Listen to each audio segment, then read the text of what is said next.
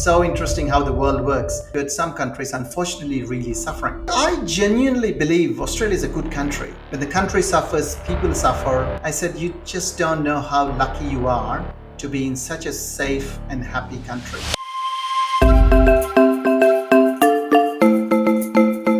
There are many stories out there of strength, resilience, and courage. We are on a mission to bring them all to you. Welcome to Empowered Voices Amplified, a podcast brought to you by Skilled Migrant Professionals magazine. Our guest today is an MC, speaker, interviewer, and in a delightfully ironic twist, an extroverted accountant, Krish Ravipati. Krish, originally from Hyderabad in India, embarked on a transformative journey to Australia 22 years ago. Completing his bachelor's in commerce back in India, he set his sights on expanding his horizons and arrived in Sydney in August 2001, keen to dive into the world of information technology.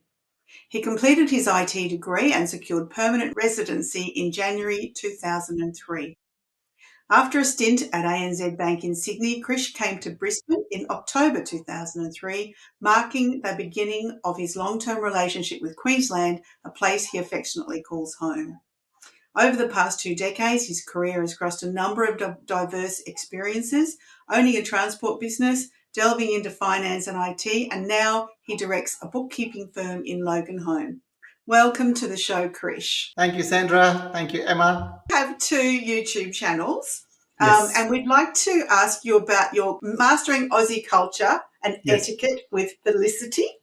Yes. Can you tell us more about the objective of the channel and why was it important for you to start it? One of the common features or common feedback we get when we apply for any job as a migrant is you don't have local experience. Now, that has bugged me a lot because for a doctor, it's a human body. It's just a human body. You have same heart, same eyes, same ears. And for an accountant, it's the same debits or credits. So I didn't never understood what is this local experience coming from. It's all the same knowledge. But then what I understood is what they subtly mean is we don't have local cultural experience where it becomes really important to blend in, not to stand out. So last time when Felicity, my wife, and I and kids, we all went to India, there were a lot of people who came to us asking for these questions on how Australia is, what's the accommodation, how people are, how do you behave, how do you carry yourself. And then we thought, look, there is a lot of gap requiring migrants to understand this cultural diversity and try to understand the local Australian culture. That's just simply not the culture, but maybe we might also help them to secure a job where they can have this local cultural experience as well. Like I myself was in hot water sometimes because not knowing the culture. We genuinely didn't want to offend anyone, but without us knowingly or unknowingly, the way we carry ourselves, the way we do back in our country, which are acceptable, which are not acceptable in Australia. So that's where we thought, look, you know what? Let's go and see what items we can do like a course where someone coming from India, anywhere in the world for that matter, but just to start with Indian culture. So we took this whole concept of culture and we made sort of like 9 modules, and each module consisting of say 10 to 15 episodes. So my wife and I said, look, my wife is Australian, I'm an Indian. I'm going to ask her the question on behalf of Indians. She's going to answer on behalf of Australians. And we will call the channel Indian Asks, Aussie Answers. We said, all right, that's a great name. And we came up with this idea and we started doing these episodes. We've done 23 so far. It's been quite well received. A lot of my friends said to, wow, I didn't know that actually I was doing wrong. Simple example, in our culture, burping is good because it shows appreciation to the chef. So when you burp on the dining table, chef feels very happy saying that, wow. Whereas Australian culture, burping is not, it's rude. So those are the subtle things where we think that we are appreciating the chef, but actually it's rude in other culture. So that's what, when I talk about it, I talk about Indian culture. And I said, this is what we do in India, but this is not what you should do in Australia.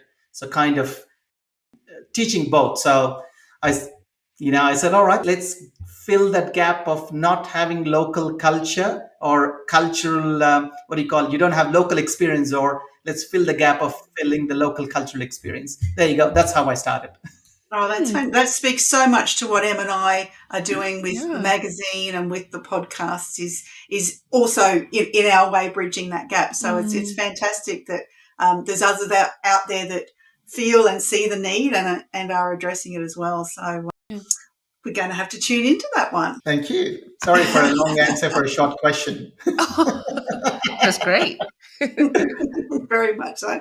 So you're the director of Accounts Advantage, who are experts in bookkeeping for Yes, childcare centres. So correct. what motivated you to start your own business? I'm a small shareholder in this business. My friend and I, we are shareholders, we are partners in this business. I look after this business. So he's sort of an investor, and I work as a director, and the team reports to me. Yeah, we've been a CPA for whatever, 10, 12 years. Always wanted to utilize my accounting skills, but I was always fascinated with IT as well. So in my previous job, I was doing accounting software implementations because I thought, I mean, I was in a very fortunate situation because I thought I had three qualities. The first one was I'm an accountant, I'm a qualified accountant, and I have a degree in IT, and I wanted to utilize my IT. And the third one, funny one, is I talk a lot, as you can see. So I wanted a job where I can talk. So those three, as a consultant, as an implementation consultant, I could utilize my accounting skills in the IT because it's IT skills, and I get to talk, and people have no choice other than to listen to me. So I did that job for 7 years. It was a fantastic job. I was going to Philippines, New Zealand, all over Australia. It was top of the world job. I absolutely loved it. Then after that, my very good friend of mine, he invited me to be. He said, "All right, mate, let's go and buy the world." And I said, okay, let's start. So we purchased this business. It's a fantastic business. We do bookkeeping predominantly for childcare businesses. Very fortunate to be in this position. Childcare is, they're shaping the future kids, eh? So when you have this nurture done properly at a very young age, obviously the whole the life and everything, I believe, will be structured well. And also there's a lot of research that kids who attend childcare, apparently they are well behaved, and probably their career will be nicely shaped up to the kids who are not attending childcare. I don't know how far that's true, but I believe that it's true, and I'm happy to be part of that, a small story in their journey, I guess. So yeah, it's been good. And we serve here. We have nine staff members here. We serve around 70 childcare centers. Yeah, it's been fantastic. I'm sure there's a lot of parents out there who would also like to hear and believe that when they, it's the start of the school year here in Australia, and kissing them goodbye and having to leave them to go and to do the work. Yeah, I It's don't have hard. children myself, but it's a wrench, isn't it? So knowing that you're shaping them and helping them with their lives and their careers has got to be a little consolation. So absolutely. hopefully Yeah. that is very true. And So even I think, sorry, just on that one, government has introduced free kindy for that reason. So there are some people, unfortunately, are unable to afford that free kindy. But they said that two ways, I guess. One is with the children, they're shaped very well, but also as an economy for Australian economy, that gives an opportunity for both parents to work, mom and dad to go and work and build the economy, because people work, people pay taxes, the country develops, and we become in a more developed country. So at a macro level, it helps the country as well, but at a micro level, it helps the kids as well. So yeah, it's a very fortunate situation to be in. now you have a story about how you convinced your Australian wife to journey to India for the first time and to embrace your traditional Indian temple wedding. Tell us more about how that came about. That was very interesting. Yeah, my wife is an Australian lady, born and brought up actually in Tweed. So she's local Queenslander. We call it Queensland. No, actually, Benora Point. So yeah, she's a proud Queenslander. Now, is it Queensland, Benora Point, or is it New South Wales? Let's call it Queensland. That's fine.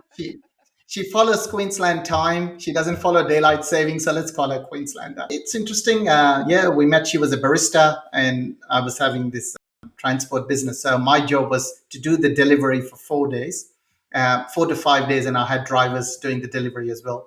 But since I said, oh, she's a good-looking lady, so I started doing the delivery for all 7 days just for that run.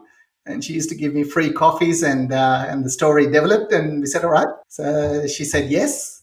The next question is where, because I come from India, and she's core Australian. But then I have a very, very big family in India. And then I said, look, very hard to bring all the family here to get married.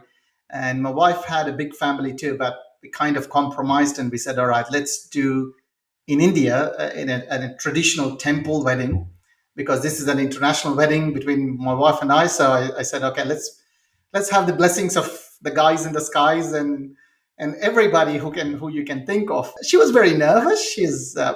She comes from England originally, so she's half English. So it's not that she has never been out of Australia. She's been in England, she's been in Cyprus, but she's never been to India.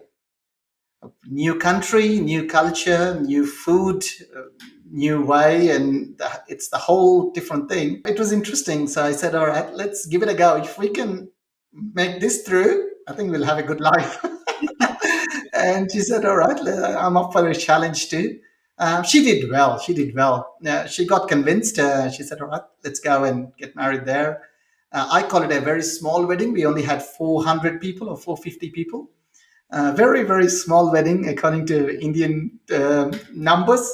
But no, it was one full day wedding, a traditional Hindu wedding. She enjoyed it, and then even her parents, her mom and dad came, and there were some rituals that they have to do. So there was a bit of rehearsals we did before the wedding as what was expected, what they meant to do. One thing everybody liked about Felicity and their parents back in India were the respect they showed to our culture. It was absolutely heartwarming because it was a full day wedding, right? It was from 6 a.m. to almost like 8 p.m. It was a full on wedding. Not one time they hesitated to do anything. So they just followed, they showed the respect. They said, look, my girl is getting married in a tradition that she believes in, and we will do whatever we can. And it was so well received. And probably I should say thank you to mom and dad, their mom and dad. So yeah, there you go. It was good, and we're still together. So the guys in the sky really blessed us. Oh, I absolutely love that. Some of my best friends are from India, and um, I think I'm very deliberate about how I choose my friends, because my friends from India, like when you talk wedding, it's just not one day. It's not. It's It's never different really. outfits, and it's different days. And I've got friends from a really good friend from Nigeria, and it's the same, where a celebration is a new outfit and new caterers, and like everything is really celebrated. So I love these traditions. They're not easy on the pocket, though, I must say. But Yes, yes, we paid for. My dad paid for everything, and I contributed a little bit. So yes, it is not easy on the pocket. I it's definitely not. I know that. Yeah, but I love the whole, bringing together, bringing people together, the whole cultural aspect of it. And I think we do it in our own way here in Australia, Sandra, the way we celebrate and the way that we bring, while we don't have what we called, there was an episode we ran on the traditions of Christmas, and we were saying, in Australia, you can't actually say this is the tradition, but what's common ground is bringing people together. That's Correct. what's common. So I absolutely Absolutely. love that. Well, your wife is very adventurous. Good on her. She is, yes, and I think the adventure stopped after we had kids, and we said, nah, don't want to do that anymore. And then I think after 11 years, we went back to India last December for one of our cousins' wedding. That's where the whole thing again started. Everyone came to her and started asking questions, and we started a YouTube channel. But I think you all go through phases, isn't it? When you have kids, growing kids, then kids become the priority. And then when there comes a stage where kid says, "Mom and Dad, you don't know anything. We don't want you in our lives," and you go like, "Yes." Then there comes a laugh again when they turn 30, saying that, "Oh, can you look after our kids?" They go like, "Oh, start again." After you paid for our wedding. After you pay for it, absolutely, that's right. The boy's asking me, "Can I get married?" Or "Can I marry your daughter?" Then I go like, "Oh, how much?" Yeah, that's a tough one. I've got a 9-year-old. Yeah, that's a tough. It's not a conversation I want to have at any time. Yes, anytime soon. No. Not anytime soon, definitely not. So, Krish, you spoke about, you've run your business for a while, and I read stats that in Australia, most businesses fail within 2 years. What would you say has been some of the things you've applied that has made you run this business for such a long time? Probably I should admit that I have been in only 2 years. I've been running this business Mm, only for 2 years. mm, However, I can say from professional point of view, being an accountant, financial literacy is really, really important. What happens is when we all start a business, we start with a passion and we want to serve that passion, but there's a commercial reality to any business. You can be running with either 10% profit margin or 25% profit margin or 50% profit margin, but you need to understand that commercial reality. And also, most people think that when you raise an invoice, that's the money in the bank, but it's not until it hits the bank account. However, even before the money comes in, there's a lot of money that's going out. You got to pay salaries, you got to pay rent, you got to purchase the raw material if you're in the manufacturing, or you got to purchase the software if you're in the service business. And that's where this gap, what we call a working capital, even though it sounds like too much terminology, every businessman, every entrepreneur really need to understand this financial, they need to have this financial literacy, and it needs to be taught. I mean, LOCD are doing a great job, and there's a lot of community doing a great job. But that's where the entrepreneurs, when you start a business with a passion, you always need to understand that commercial reality and understand the cash flow. And unfortunately, people don't want to do that. Entrepreneurs, they say that, money, I don't want to do it. Zero, I don't want to do it. But mm, the reality is you have to. You can do marketing business, and you can do manufacturing business, or any business for that matter. And that's where I feel that when the passion doesn't convert to the financial reality, you get burnout. Like, you have all this, you want to give 1000%, which they do. The entrepreneurs genuinely give 1000%. And I have greatest respect to entrepreneurs. The reason I say that with hand on my heart is only because of these small businesses.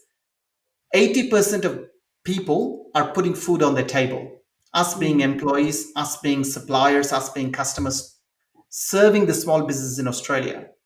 But the problem and the unfortunate situation is these small businesses, they are unable to survive even first 5 years, and even after 5 years, again 50% of the business, they shut down. And where I feel really sorry is because they put their own money, they take collateral on their own homes, and they raise money to do to serve their passion. But when it goes all pear shaped, they have to sell their own houses, and they have to start any other business or work for someone. For employees, it's easy. You work here, you don't have a job. I think federal, the FEGS, they call it government scheme, FEGS, they pay your annual leave, sick leave. Employees are looked after, no problem. Suppliers, they suffer a little bit during liquidation. They get 1 cent in a dollar, or 1 cent in a dollar, but still they survive. They're not too much. But it's the entrepreneurs who really suffer a lot. So, what I say to all the entrepreneurs is, yes, fantastic, have a passion, but please understand the commercial reality as well. That's one mm. thing as a professional I would say. That's really good advice. Understand the numbers. I read recently, from the author of Rich Dad Poor Dad, and he was talking Yes, about how, Robert. yes, Yes, about how people are not taught about money. And yes, that's the reason why most people remain poor, because they are Correct. not taught about money, so they don't understand how to effectively use it. And the example, and I like what you said about, just learning, because he gave the example of sports people who earn millions of dollars, but the moment they stop playing, within 2 to 5 years, they are broke. How is Yes, that possible? correct. Because they're not taught how to manage money. Absolutely. Absolutely. Well, you, in line with speaking about money, you are the treasurer of Logan Chamber of Commerce. What does this involve, and why was it important for you to get involved? I believed in giving back to the community. Like, I did apply for a lot of jobs in Australia, and probably not as many as some of my friends did. But Australia also gave me an opportunity to come and settle in this beautiful country. So when you take, there is a responsibility to give back as well. So either you can give back in two ways: you give money or you give your time. So I go like, yep, all right. We do a small donations, and I go to McDonald's and put some 10 cents or 20 cents, whatever the change you have. But on a bigger impact, I said like, all right, I have this time that I want to give back. So I said, where am I good at that I can give that back to the community? So I started doing the treasury, I think 10, 11 years ago, to my local organization, which is a Telugu organization. I was a treasurer there. I was treasurer for 2 years. And then I continued as a committee member. And then I was a treasurer for my daughter's school as a PNC. And then this opportunity came up because we have a business in Logan Home and Logan Chamber of Commerce, Alexis. She called us, and actually, funnily enough, I worked for Alexis' husband a long time ago. Alexis was talking to her husband Dylan, saying that, oh, I'm looking for a treasurer, and Dylan said, there's only one guy in Logan. If you want to talk to this, that's the guy. And I said, oh, good. So Alexis called us, and I said, yeah, sure. Thank you for the opportunity. It's funny I say this, that no matter how much you in a job, when you actually volunteer your time, for some reason that gives you the greatest satisfaction. It's very funny because you work, like I work, I get paid, I get a salary. But with the volunteering, I don't get paid. I don't get a salary. But the satisfaction, the sense of like I'm being useful for something, for a greater cause, that actually gives a great happiness inside. And I go like, well, I'm getting that happiness, I'll take it. That's how I ended up, and that's all I know. I'm an accountant, I'm a money man. I said, all right, I'll help you in the money sector. So I said, all right, I'll be the treasurer. And they happily accepted me to be the treasurer. So here I am. Here you are. I love that. I love that. It's more blessed to give than to receive. Yes. Can you share a personal story of overcoming challenges and achieving significant milestones in Australia? I would share this one, and I suggest this to fellow migrants. That would be more beneficial, I guess, is regarding the job. When you're applying for a job, we always think from our perspective, as I've done this, I've got so many qualifications. But I think we fail to look at from the employer's perspective, and where the migrants lack is, yes, they would have never worked in local Australian places, and the future prospective employer would have never seen us or heard us speaking. So it's a common perception. They might think that we can't speak English and we can't do the job. And where I had overcome this issue is maybe not exactly related to this, but I'll share this story. I was an accountant for 7 years, and I wanted to shift into IT, doing implementations. Because as I said, I was fascinated with IT, and I wanted to have a job where I can talk. So when I looked at this job, I said, look, how does the employer, the future prospect, know that I can do this job? So this job involved me teaching software. So what I did is I did a YouTube channel, and I took Myob, common software, and I started recording videos on how to do stuff. That is purely to show my future employers, saying that, hey, I can teach any software. Myob is just one example. I'm basically an accountant, and I'm teaching accounting software. That was a core idea. So I said I took 1 or 2 days, I think Saturday and Sunday. I did 60 videos, no editing done, very core, very raw. I uploaded them to YouTube. And I started when I applied for the jobs, I gave this YouTube link saying that I know how to do the job. Here's the proof. Mm. And someone saw that, and I got an opportunity, and I actually got the job. And I said, well, that's good. So when you think from the employer's perspective, is what do they want? Well, they need to be able to see you and hear you to know that we can do the job. So this creativity, I guess, helped me doing or securing the job. So I would suggest the same thing to all migrants who come here. Like, go and record yourself on a YouTube on a private link, unlisted link. So only people with that link can view, not the world, the whole world can view. And say if you're applying for a customer service job who requires you to know about Bobcat, then you go and research about Bobcat and talk, saying that, oh, Bobcat, is this wet hard? Is this dry hard? Is this, there's so and so, I can talk. So the prospective employer can actually look at you in his own time and say that, okay, I should give this guy a chance. So maybe being creative when you're having these challenges, I would say, worked for me. So I would suggest for everyone, maybe that might work for you too. Small story might work for Mm. migrants. That's great advice. I'm taking notes here. I'm doing a little bit of job hunting myself at the moment, so I'll just There you That's go. really That's good. it. Yeah, That's that it. was film really your own good. audition. Why That's you it. need me? Do your own audition. Yes, yes. Actually, what I felt by doing that, actually, the prospective employer did give me a feedback saying that, Krish, what you did was good, because he could go in his own time and watch the video. And actually, nowadays, what I'm suggesting to many of the migrants is have another friend, maybe like myself or someone, do a Zoom video, and I will do the interview to you. Let's Mm. do an interview, let's do a mock interview and send that video to that person. So the prospective employer can actually watch the interview as if someone's interviewing and said, all right, most of the questions are answered. So I don't have to spend my time.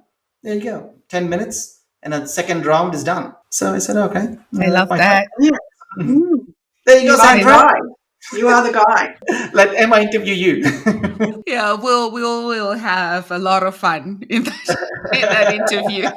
That's fine. Well, yeah, Krish, you've been in Australia for a really long time. What motivates you to keep pushing forward? You know, you are making a really meaningful impact in Australia, but what motivates you to keep moving forward? What inspires you to keep doing the things you're doing? I genuinely believe Australia is a good country. You know, it's a very, very lucky country. You've got great opportunities here. The life is good. The life is genuinely good. It's happy, it's easy country. And just that bit, you know, when you look at a lot of countries in the world, there are some countries which are really good, some countries unfortunately really suffering. When the country suffers, people suffer, they go through a lot. And for us, uh, just being here, physically being in the country like Australia, so blessed we are. And that's what I try to tell our kids too, my kids too. You know, the two kids, two teenagers. I said, you just don't know how lucky you are to be in such a safe and happy country. When you are so happy, that means obviously the country is looking after you so well. So whatever good you can do, I think you should do, just kind of giving back. So either you give your time, you give your money, you help. When there's storms, you go and help. When there's floods, you go and help. And the same way, it just comes back. So interesting how the world works. You just Mm, genuinely, without expecting any returns, when you give, it just comes back tenfold. And sometimes you go like, you know what, I don't want this. But still, mm, it just gets so much back, even without expecting. Not that I'm doing it to get tenfold back. It's just mm. giving, you know. So that I kind of, that motivates me. Probably, and also happy family, I guess, you know, having a happy wife and happy life, happy kids. When you go home, you have hot food given, and you know, and looked after, and kids are all happy. I think that motivates us to keep going. That is wholesome. Krish, this has been an incredible conversation with you. And if people are listening, where can they find you? Like, where can people connect with you? I'm on LinkedIn. They can connect to me on LinkedIn, or you know, we got personally on LinkedIn. I guess I'm on Facebook too. professionally, accounts advantage. They can go and search for us. Yeah, I mean, we're on social media. We're everywhere nowadays. It's easy to find where you are. So yeah, And happy if you're on feel YouTube. free. Sorry, And you're on YouTube. I'm on YouTube. Yes, so You're on absolutely YouTube. feel free to stalk me. Happy to help. Well, it's been an absolute pleasure. Thank you so much for joining Sandra and I. And thank you to our listeners for your continued support and tuning into the latest episode of Empowered Voices Amplified. Thank you for tuning in. If you have any questions or any contributions you'd like to make, please drop us a note and we will get back to you. Thank you again. Thank you, Krish, for joining us again. And enjoy the rest of your week. Thank you. Absolutely my pleasure. And all the migrants go and have fun. Thank you. Yes.